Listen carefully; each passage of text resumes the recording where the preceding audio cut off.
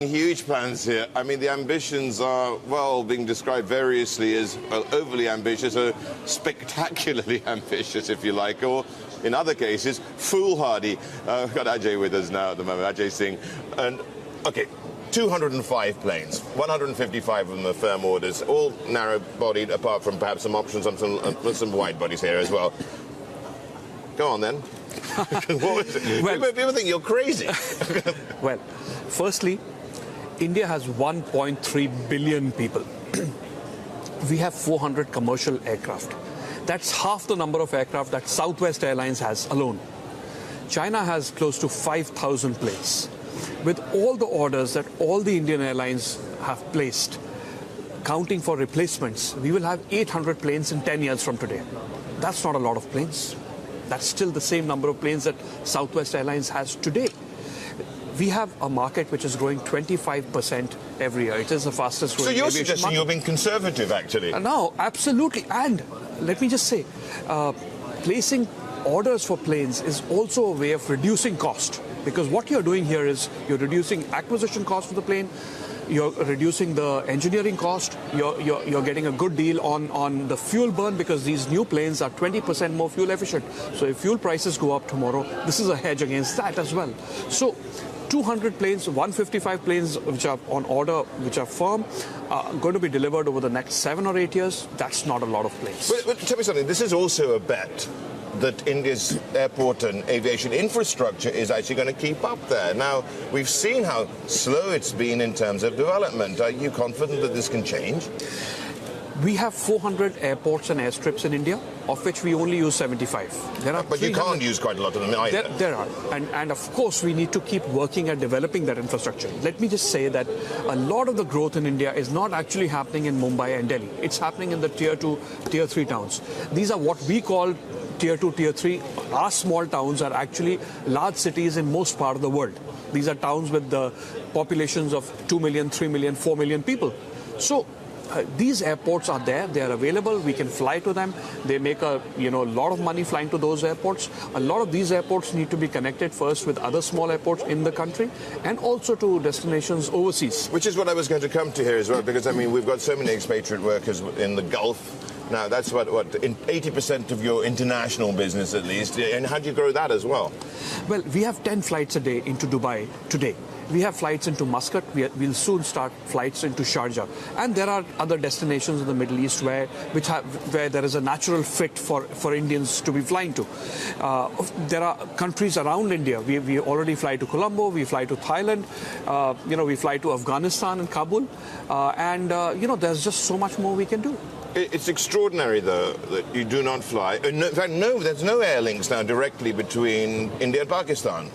What's the problem here? Surely it could be lucrative. No, surely. And we would love to do this. We would love to fly to Pakistan. We think that there is fantastic business to be done. There are political problems which need sorting out. And if they can be sorted out, I would fly Delhi-Lahore more than 2 or 3 times a day. I would fly to Karachi, of course. It's a natural fit. I'm sure we can fill those planes.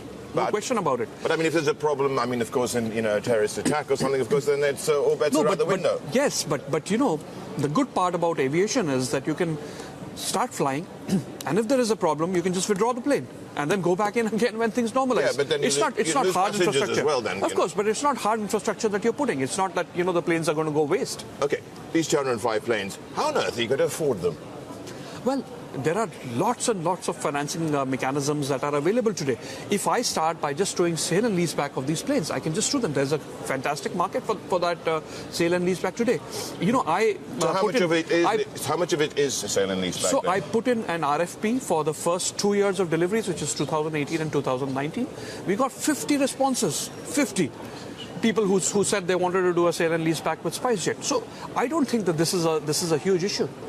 Not at all. What about US Exim Bank? How is it involved here? You see, the US Exim Bank, unfortunately, has been shut for the last couple of years. The new president has made some statements recently saying that they need to revive that Exim Bank, and we expect that over the next few months the bank will start to function again.